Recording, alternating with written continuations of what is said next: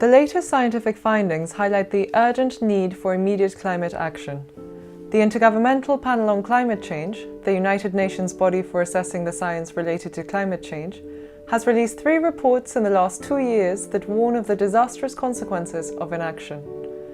For example, the Global Warming of 1.5 degrees Celsius report underlines the need to embark on unprecedented transitions in the areas of energy, land, industry, and infrastructure if we are to limit temperature rises to 1.5 degrees by 2050. However, there remains a significant gap between the level of action recommended by these reports and those that countries have committed to. The provision of a stable climate is a global public good that requires concerted action, and COP25 is where cooperation is showcased and rules that govern action are decided. It is where pressure is put on governments and where all parties and stakeholders are heard. This has been a year in which we've seen a series of new scientific reports emerging, in particular from the Intergovernmental Panel on Climate Change. There's been a report on 1.5 degrees, the urgency has gone up. There's been a report on the impacts on the lands and food systems, enormously significant. And there's been a report on the oceans and the cryosphere, which look much more daunting than we'd thought before this analysis emerged. So this year has elevated the urgency.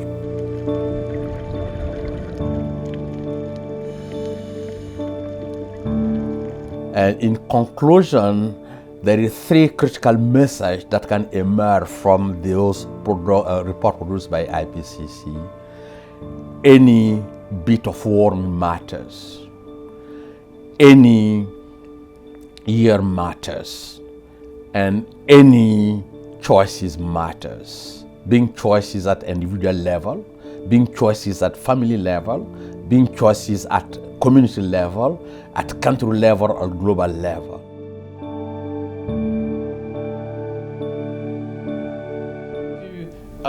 A big part of the problem that we're seeing with climate change ends up, if you want to, in our supermarkets.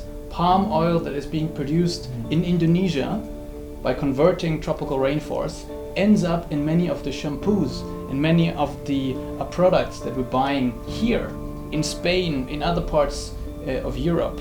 A lot of the soy that is produced is being in turn fed to cows, which end up as beef on our plates. And then those are very important, and then that means acting as soon as possible, because the more we delay action, the more difficult it will be, the more costly it will be. And then those are some of the elements we brought to the COP25 in order to have conversation with different stakeholders, the policy makers, the scientific community, and then the practitioner community.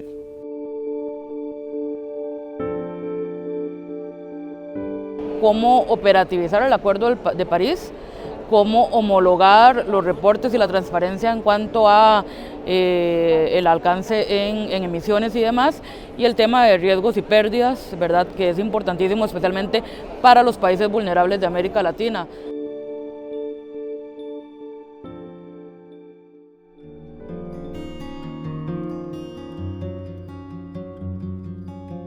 The 2019 United Nations Climate Change Conference, known as the COP25, was originally meant to be hosted in Brazil. However, a year before the planned start, newly elected President Jair Bolsonaro withdrew the offer to host the event, citing economic reasons. Chile then stepped up and became the new host, but social unrest in the lead-up to the meeting forced it to withdraw from hosting it in late October 2019. Finally, by mutual agreement between the UN, Chile and Spain, the latter became the new host. The offer by Spain to host COP25 while respecting the leadership of Chile as president of the COP is a strong political message of solidarity and cooperation, demonstrating the cooperation-oriented leadership that we need. I would note that there are some really interesting aspects of this meeting. The first one is that it had been originally planned for Santiago, and with less than 2 months to go, it was impossible to do it there, and Spain stepped in. It's kind of an unusual thing, and it says 2 things to me. The first one is that it speaks to the urgency and the willingness of governments to step up, not least the Spanish government. The fact that they step forward as a global matter really has significance.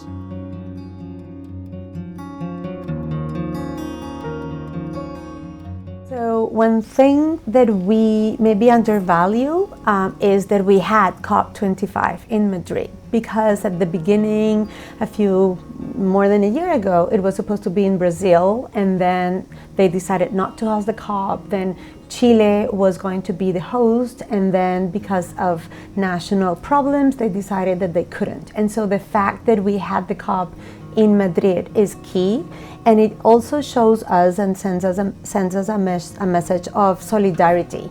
That is the kind of thing that we need in terms of climate action. When we suddenly received the news that Spain and Madrid will organize from a logistical point of view the COP, I think it's a very good news for our country. I think that people in Madrid, people in Spain are more sensitive to this problem of climate change, and will help us to build more political consensus to develop our own national legislation and to support our own national objectives in the future. First of all, thank you very much to Spain. You have been a wonderful host, and it has been so heartening to see that solidarity between Spain and the Latin American countries, and indeed Europe, to produce a successful COP. The key theme of the COP25 has been the need for ambition to respond to the urgency of climate change.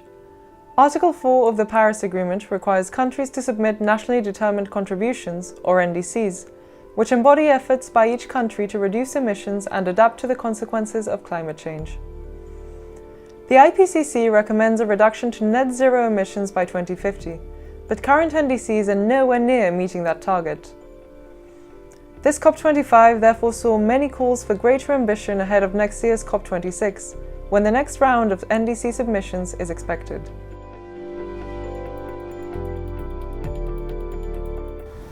I think that the key legacy that this COP needs to deliver on is to send the right signal internationally that the ambition mechanism of the Paris Agreement is working, and that countries are going to step up with new and more ambitious national commitments, not only for short-term actions, but also projecting themselves to carbon neutrality, which is what the IPCC, the scientific body, says we need to achieve around the middle of the century.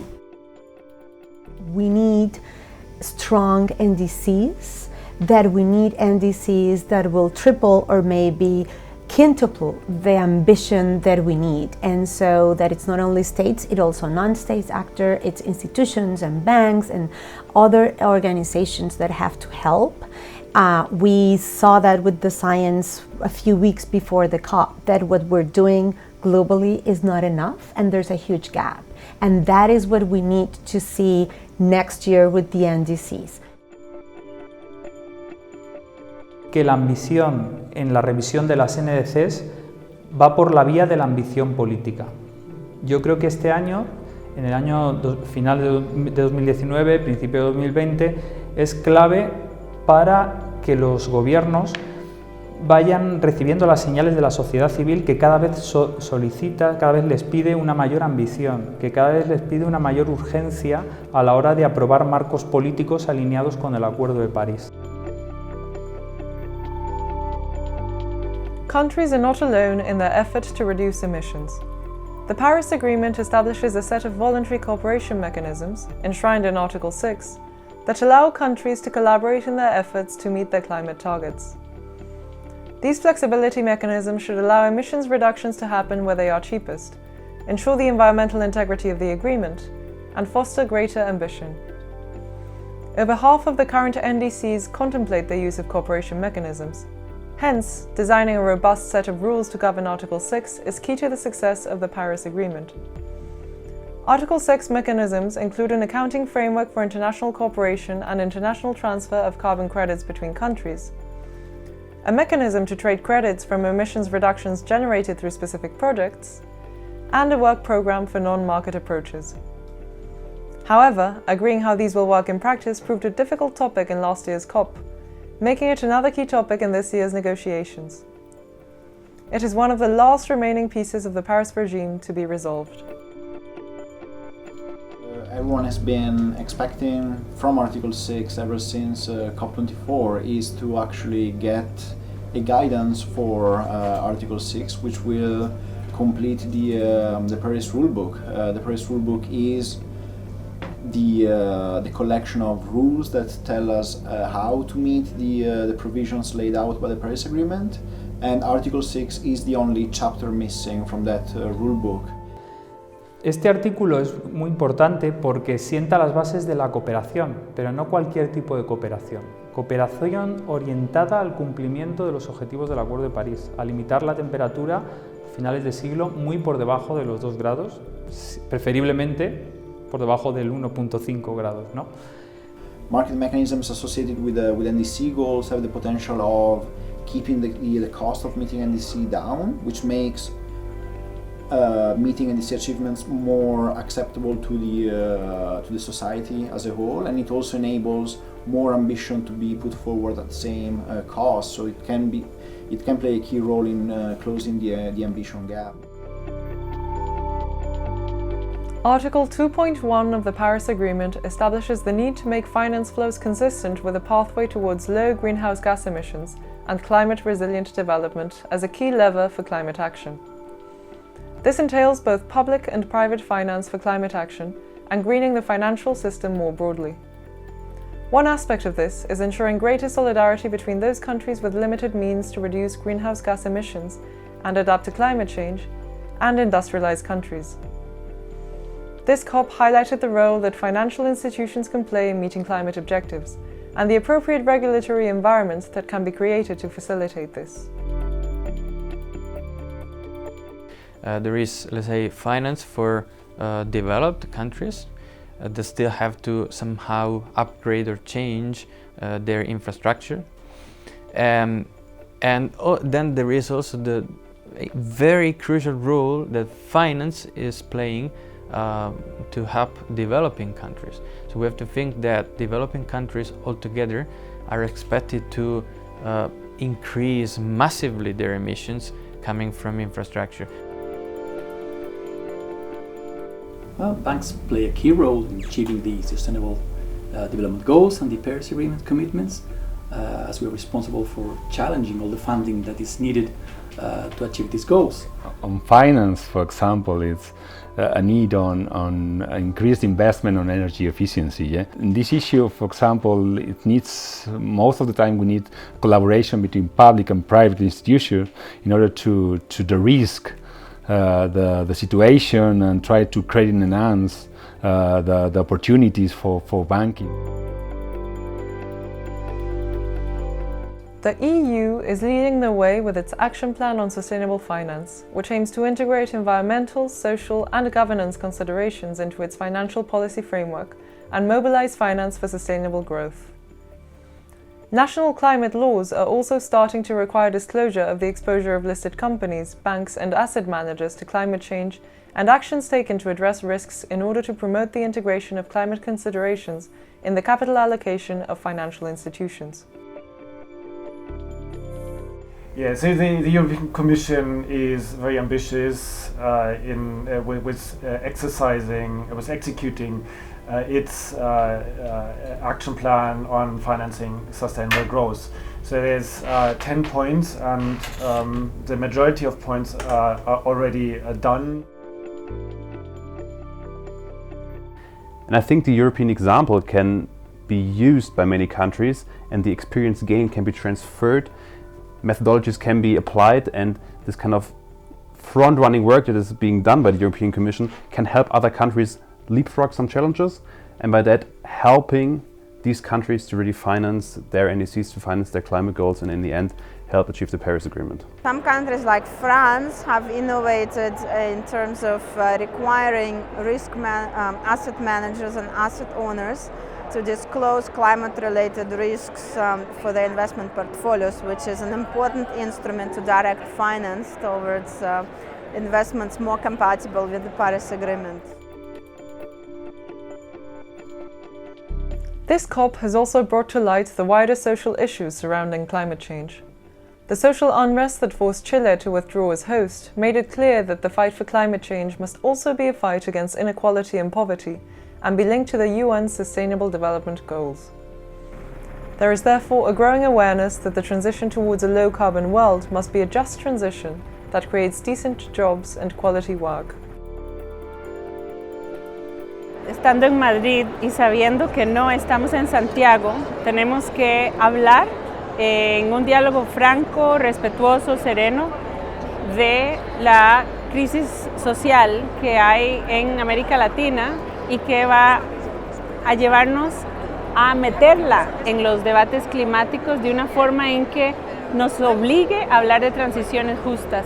From that perspective, I think the Latin American angle is going to be very interesting because the various difficulties that have been taking place in Brazil and Chile to organize this COP and why we're having it now in Madrid, it also echoes the conversation we've had on just transition in Poland last year. I think Latin America is definitely a critical player to innovate and to invent what could be ways to address both inequality and climate mitigation and adaptation.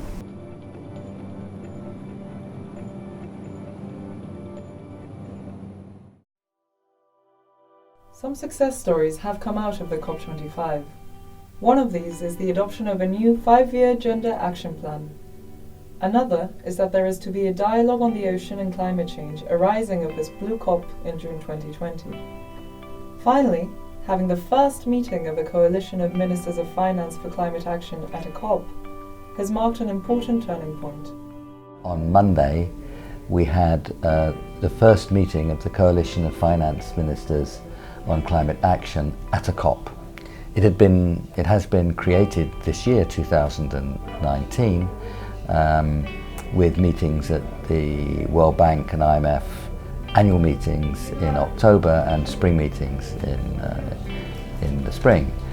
But this was the first time that in its short history, that it had gathered at the COP.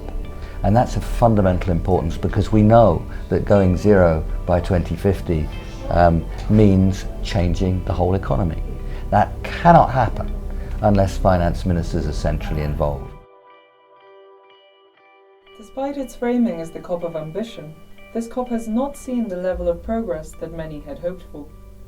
There has been no final agreement on Article 6. The call from civil society for governments to adopt more ambitious action has not materialized into concrete commitments. In this context, there are hopes that the EU can further cooperate with China to foster greater ambition worldwide. For example, at the EU-China summit that will be held in Leipzig next year. Next year's COP26, to be held in Glasgow, will hopefully see a much-needed step up in terms of climate action.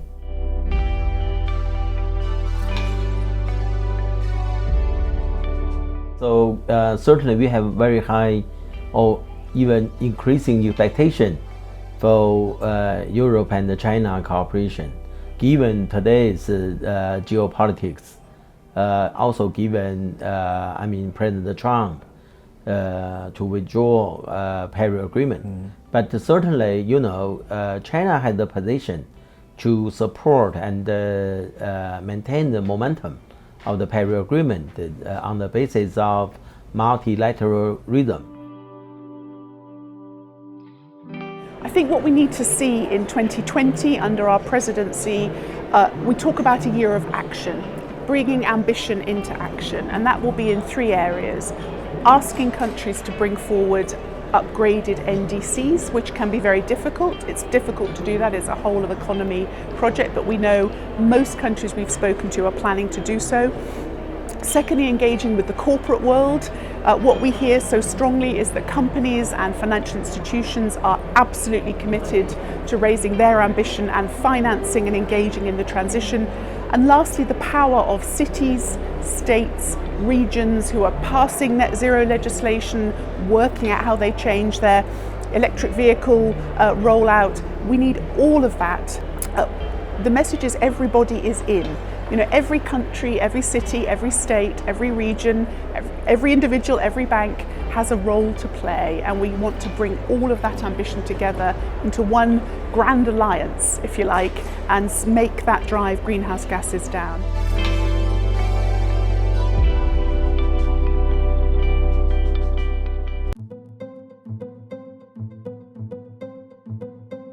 Hoy cerramos la COP25 en la hora final con sensaciones encontradas. Por una parte, la esperanza de que juntos podemos lograr grandes cosas, sobre todo después de ver cómo España y Chile sacaron adelante esta COP en un tiempo récord. Evidentemente, es triste no haber podido llegar al acuerdo final, estuvimos tan cerca, pero agradezco todos los esfuerzos y las largas horas por tratar de alcanzarlo. Estuvimos a punto. Tenemos que avanzar más rápido y mejor. Claramente, hoy día los ciudadanos del mundo nos están pidiendo avanzar más rápido y mejor en finanzas, en adaptación, en mitigación, en generar mejores condiciones de vida. Las nuevas generaciones esperan más de nosotros. Los acuerdos alcanzados por las partes no son suficientes para enfrentar con sentido de urgencia la crisis del cambio climático.